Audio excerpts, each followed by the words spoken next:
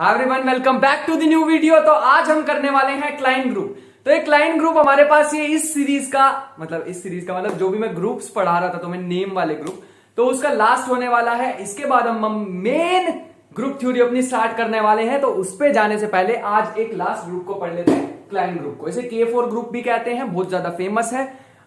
ये हमारे पास ग्रुप क्यों इतना फेमस है, कैसे ये बाकी सारों के साथ मैच हो जाता है, कैसे ये एक न्यू ग्रुप नहीं पुराने वाला ही है, बस इसका एक बाकी का एक स्पेशल केस है।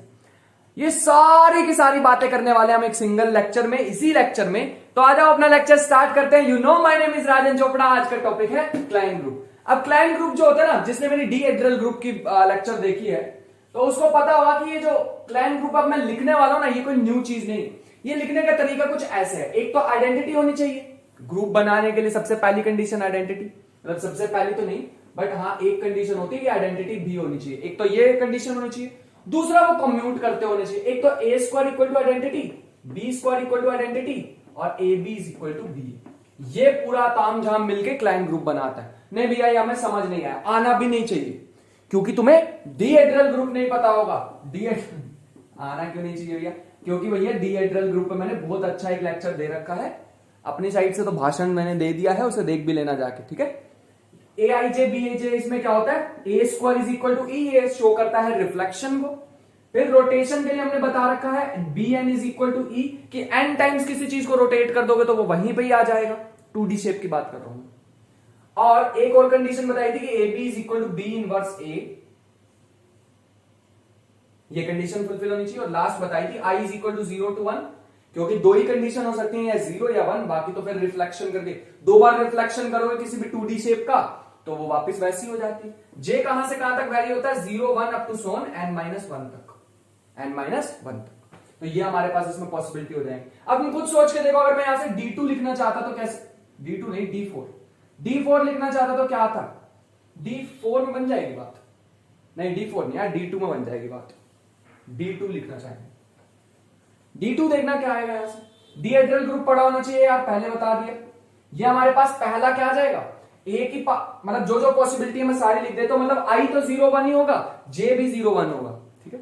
आई हमेशा 0 1 होता है हमेशा। तो ये हो जाएगा 0 बी की पावर 0, ए की पावर 0, बी की पावर 1, ए की पावर 1, बी की पावर 1, ए की पावर 1, बी की पावर 0। देखो ये पॉसिबिलिटी होने वाली है। तो जो 0 0 वाले उनको उड़ा दो, ये 0 वाले इसको उड़ा दो, ए बचेगा।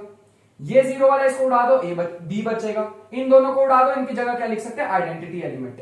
जब दोनों ही की पावर आइडेंटिटी होगी तो ये ग्रुप कुछ ऐसा नहीं बन रहा, ई ए बी। तुम ऊपर देखो, ये तो लिखा। तो मतलब भैया ये जो K4 ग्रुप है, क्या ये D2 के जैसा ही है? बिल्कुल सही। ये जो K4 ग्रुप है ये हमारे पास D2 ग्रुप के जैसा ही है, ठीक है। K4 इस D2 के जैसा, इस चीज को ध्यान रखें।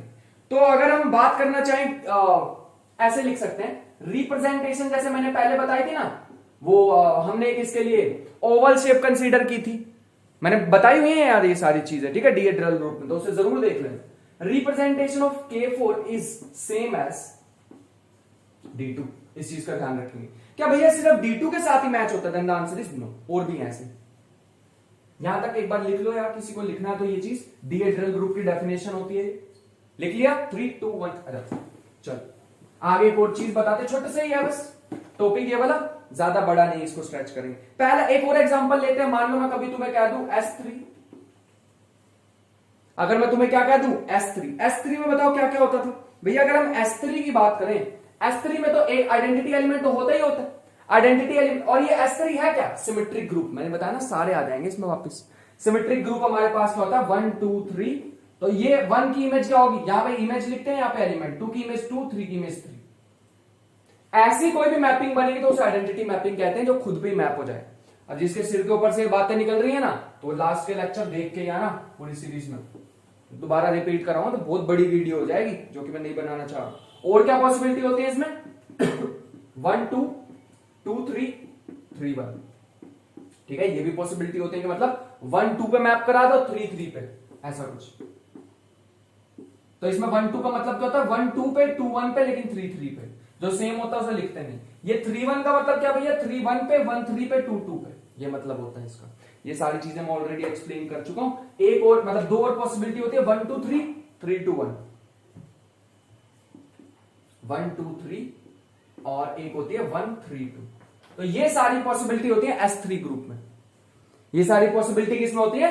S3 ग्रुप में होती है। लेकिन भैया मैं एक बात नहीं समझ आ रही, क्या इसको भी आप डीहेड्रल ग्रुप की फॉर्म में लिख सकते हो? Then answer is yes. इसको भी मैं लिख सकता हूं ऐसे 1 2 I 1 2 3 J। मतलब मैं इन्हीं का यूज करके ये सारे ग्रुप के एलिमेंट लिख सकता हूं। अब इसके लिए तुम्हें क्या आनी चाहिए? इनकी मल्टीप्लीकेशन आनी चाहिए, जो कि मैंने परम्यूटेशन ग्रुप में बताई थी, याद करो। Multiplication of two symmetric group symmetric elements, multiplication of these two elements मैंने उसमें बताई थी परम्यूटेशन ग्रुप में। अब ये यार सारी चीजें तुम्हें देखनी पड़ेगी। जहां पे जैसे अभी डीहेड्रल लिखा था ना, एक्स की स्क्वायर क्या होती थी? आइडेंटिटी। वैसे यहां पे 1 2 की स्क्वायर क्या होगी? आइडेंटिटी।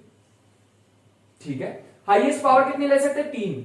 तो यहां पे लिख लो 1 2 3, इसकी पावर 3 करोगे फिर से क्या मिलेगा? आइडेंटिटी। आइडेंटिटी को आई से भी शो कर सकते थे। और दूसरा क्या है, अगर तुम 1 2 में 1 2 3 लगाते हो या फिर 1 2 3 का इनवर्स, इनवर्स कैसे निकालते हैं? Permutation group. अब ये तो सारे ही आप पीछे का रेफरेंस देते जा रहे हो, क्योंकि यार सारी चीजें ही वही यूज होने वाली हैं आज।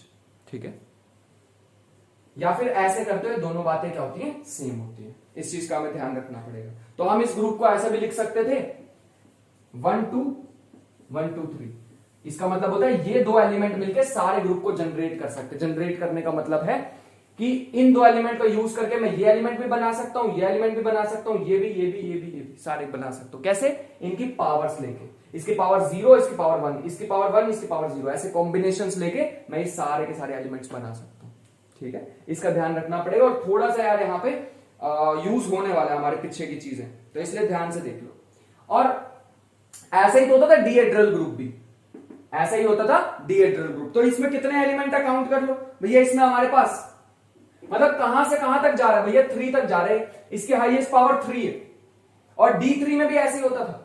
D3 भी हमारे पास कैसा होता था? देखो मैं यहां लिख के दिखाता हूं, मैं देख लेता हूं कैमरे में आ रहा है कि नहीं, आ जाएगा। D3 भी हमारे पास कैसे लिखा जाता था? x की पावर i, y की power j, such that x square equal to identity, y cube is equal to identity. और नेक्स्ट क्या होता था? x y equal to y inverse x। ये होता था D3। सेम है, देख लो यहां बस x की जगह कुछ हो रहा है, y की जगह कुछ हो रहा है, बाकी सेम है, चेक कर लो चाहे तो। मतलब तुम भैया आप ये कहना चाह रहे हो इसको 3 बार मल्टीप्लाई करो तो क्या आइडेंटिटी एलिमेंट बन जाएगा? हाँ, आइडेंटिटी एलिमेंट मतलब एलिमेंट की इमेज क्या आएगी? 1, 2 की इमेज क्या आएगी? 2, 3 की इमेज क्या आएगी? 3। मेरे को पता है काफी कंफ्यूजन हो जाएगी जो पिछले नहीं देखते है ना, समझ नहीं आ रहा होगा ना लेक्चर, सच बताना नहीं आ रहा ना, इसीलिए नहीं आ रहा है क्योंकि सारी चीजें पिछले यूज हो रही है। ठीक है, अभी तो मैं यूनिटरी ग्रुप भी लाने वाला हूं, तो थोड़ा सा यार देख लेना। वैसे इसे मैं ग्रुप नहीं कहूंगा, ये तो स्पेशल क्लास होती है। क्लास होती है मतलब ये बहुत सारे ग्रुप्स को शो करता है। मतलब जैसे D2 को शो करता है, D2 के साथ बिल्कुल सेम सेम हो जाएगा। ठीक है, ऐसे। अब भैया यहां तक पहुंच गए, इसका मतलब कहने का क्या है? Representation of S3 same as D3। लिख लो, दोनों सेम सेम लग रहे हैं ना, तो यहां लिख लो representation of S3 is same as D3। ये थोड़ी सी चीजें हमें याद रखनी पड़ेगी। नेक्स्ट एग्जांपल ले लो U12 का। U12 हमारे पास कैसा होने वाला है? U12 का मतलब होता है यूनिटरी ग्रुप। 12 के कितने एलिमेंट्स हैं? कितने कोप्राइम नंबर्स हैं? यहां लिख लो, नेक्स्ट एग्जांपल है 12 के कितने एलिमेंट्स है कोप्राइम? तो देख लेते हैं। एक तो भैया 1 ही होता है, 2 3 4 बात नहीं बनेगी, 5 7 11 यही होते हैं भैया। चार एलिमेंट है इसके अंदर, 4 एलिमेंट है इसके अंदर। तो क्या हो गया भैया? 4 एलिमेंट है तो मैं इसको ऐसे लिख सकता हूं, मैं इसको ऐसे लिख सकता हूं 1 5 7 5 इंटू 7। ये तो भैया आप वही वाली चीज नहीं बनाना चाह रहे, EABAB जो आपने स्टार्टिंग में ऊपर लिखवाई है। क्या भैया इसे भी क्लाइंट ग्रुप बनाओगे? लेकिन 7 इंटू 5 तो 35 होता है। आपने तो भैया यहां पे लिख दिया 5 इंटू 7, ये तो 35 हो जाएगा। लेकिन यहां तो 11 है। गलती कर रहे हो भैया आप? नहीं, बिल्कुल गलती नहीं कर रहे, बिल्कुल भी गलती नहीं कर रहे। अगर तुम मान लो 5 की पावर 2 कर दो, 5 की पावर 2 कर दो। अभी मैं तुम्हें एक चीज बताना हूं, 7 की पावर कितनी हो जाएगी? लेट मी सी, 7 की पावर मीनिंग में समझाने वालों 1 मिनट दे देना बस मेरे को, ठीक है। 2 इक्वल टू, और यहां से हमारे पास आ जाएगा 5 इंटू 7, 7 इंटू 5।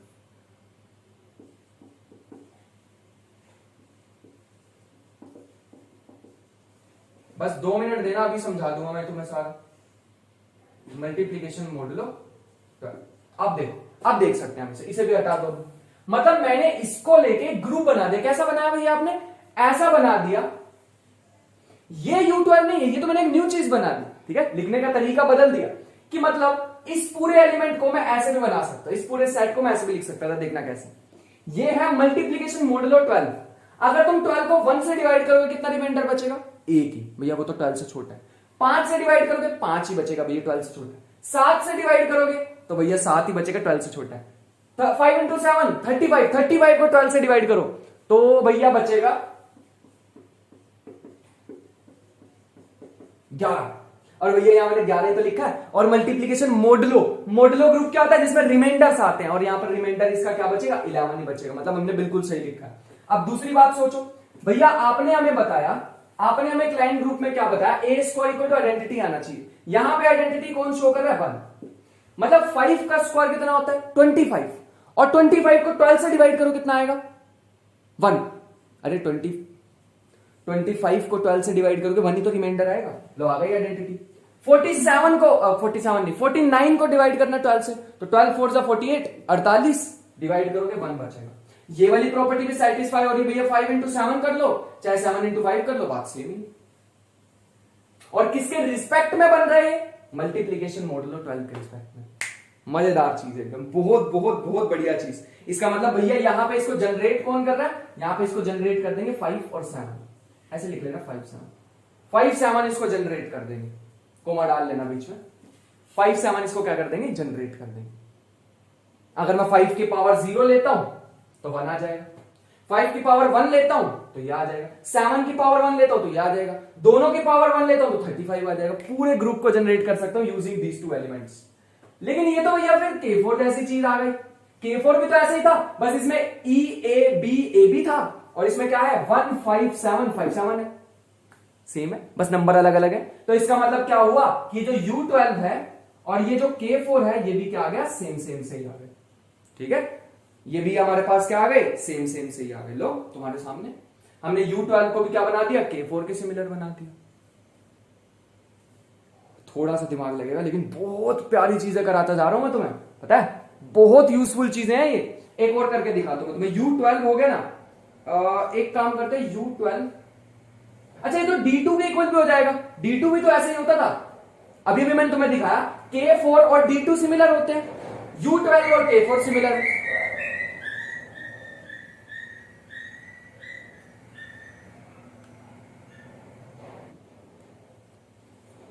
अभी मैंने तुम्हें स्टार्टिंग में बताया K4 is similar to D2, U12 is similar to K4, तो यहां से हम क्या कह सकते हैं कि this is similar to D2 also. बढ़िया रिजल्ट, एकदम बढ़िया। ऐसे हम भैया कितने कर सकते? बहुत सारी चीजें कर सकते, बहुत सारी। अभी तो भैया मैं दरवाजे खोलने वाला हूं तुम्हारे लिए। इतनी सारी चीजें हमारे पास आ जाएंगी, इतनी सारी। मतलब इसे हम कैसे कर सकते थे? मतलब ये हमारे पास D4 को भी रिप्रेजेंट, D2 को भी रिप्रेजेंट करा। हाँ, ऐसे ही तो कुछ होता था D2, स्टार्टिंग में बताया था। K4 जो है वो सिमिलर होता है D2 के, U12 हम सिमिलर लेके आए K4 के, और ये तीनों आपस में क्या होगा? सिमिलर होगा। एकदम मजेदार चीज। तुम्हें शायद अभी इसका यूजफुलनेस नहीं पता लग रही होगी, लेकिन ये बहुत ज्यादा यूजफुल, बहुत ज्यादा यूजफुल। एक काम करो, थोड़ा सा मैं चेंज करके दिखाता हूं तुम्हें, और मेरे को U8 लिख के दिखाना। U8 लिख के दिखाओ, बाकी तो सेम ही रहेगा, देखना। U8 लिख के दिखाओ तो माने U8, यहां पे 8 है। चलो ये लिख के दिखाओ तो माने मल्टीप्लीकेशन मॉडुलो 8 आ जाए। तो भैया 8 के हमें पता है कोप्राइम नंबर कौन से होते हैं? 1 3 5 7, ठीक है। यहां पे हमारे पास आइडेंटिटी एलिमेंट 1 है, फिर 3 है, फिर 5 है, और 7 बचना चाहिए। 7 ही लिख दो इसको, 7 को 7 ही लिख दो, उससे छोटा ही तो है 8 से, है ना? 8 से छोटा ही तो है, ठीक है भैया, अच्छी बात। आगे 5 का स्क्वायर करूं तो कितना आएगा? क्या आइडेंटिटी आ जाएगी? एक काम करते हैं, इसको ना 3, 5 और 7 से भी जनरेट कर सकते हैं, बट मैं 3 और 5 से जनरेट करना चाहता हूं ताकि तुम्हें भरोसा हो जाए। 3 और 5 से भी जनरेट कर सकते हैं, ठीक है। 3 का स्क्वायर कितना आएगा 9 ना, 8 को 9 से डिवाइड करो, रिमाइंडर बचेगा 1, तो मतलब सही जा रहे हैं, डिवाइड करके रिमाइंडर देखना। 5 का स्क्वायर होता है 25, 8 से डिवाइड करोगे रिमाइंडर बचेगा 1, तो भैया मैं इनसे भी इसको जनरेट कर सकता हूं। ऐसे एलिमेंट्स जिनके रिमाइंडर क्या बच रहे हो 1 1 बच रहे हो, उनकी कुछ पावर करने पे वो हमारे पास जनरेटर्स हो जाते हैं। यहां पे मैं ऐसे भी लिख सकता हूं 3 इंटू 5 इक्वल टू 5 इंटू, मतलब इस 7 को क्या मैं लिख सकता हूं 3 इंटू 5, 15 और 8 को 15 से डिवाइड करोगे तो 7 ही तो होता है, तो मैं इसको ऐसे भी लिख सकता हूं। तो इसके जनरेटर कुछ ऐसे बन जाएंगे 3,5। 3 इंटू 5 15 होता है, 15 को 8 से डिवाइड करोगे तो 7 रिमाइंडर बचेगा, वो हमारे पास आ जाएगा। ये भी किसको रिप्रेजेंट कर रहा है, K4 को रिप्रेजेंट कर रहा है, और K4 किस, यहाँ पे U12 नहीं U8 कर लेना। ऐसा कर सकते हैं भैया, बहुत सारी चीजें कर सकते हैं। अब तो हमारे हाथ में आ गई चीज, अब तो हम कुछ भी उठा के पटक देंगे इसके। एक मैं तुम्हें भी एग्जांपल देके जाऊंगा जो कि तुम्हें सोचना है। अच्छा U10 कर सकते थे, बताना, मैं तुम्हारे लिए एक एग्जांपल छोड़ के जा रहा हूं, बताओ क्या U10 भी हमारे पास ऐसे ही कुछ बनेगा? क्या U10 हमारे पास सिमिलर होगा K4 के, सिमिलर होगा D2 के? क्वेश्चन पूछ रहा हूं ये मैं तुमसे। और दूसरा क्वेश्चन मैं तुम्हें देके जा रहा हूं, थोड़ा क्लीन कर लेते हैं इसे।